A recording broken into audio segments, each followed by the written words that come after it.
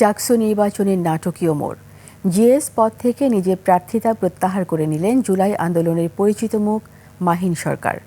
বৈষম্যবিরোধী প্যানেলের আবু বাকেরকে সমর্থন জানিয়েছেন তিনি। এদিকে ছাত্রদল সমর্থিত ভিপি প্রার্থী অভিযোগ করেছেন তার বিরুদ্ধে ক্রমাগত সাইবার বুলিং করা হচ্ছে, কিন্তু প্রশাসন কোনো প্রতিকারমূলক পদক্ষেপ নিচ্ছে না। বিস্তারিত জারিন নাজদিনের রিপোর্টে। একটি গোষ্ঠী সাইবার বুলিং করছে। গোটা বাংলাদেশের মানুষ যে প্রপাগান্ডা নিয়ে যেন সচেতন থাকে এবং বিভ্রান্ত না হয়, এ ধরনের আনুষ্ঠানিক একটা বার্তা নির্বাচন কমিশন থেকে আমরা আশা করছি। এদিকে ভিন্ন ধর্মী প্রচারে নজর কেড়েছেন স্বতন্ত্র এজিএস প্রার্থী মাহিউদ্দিন আবিদ। বিভিন্ন প্যানেলের প্রার্থীদের প্রচারপত্রে সিল দিয়ে প্রচার চালাচ্ছেন তিনি।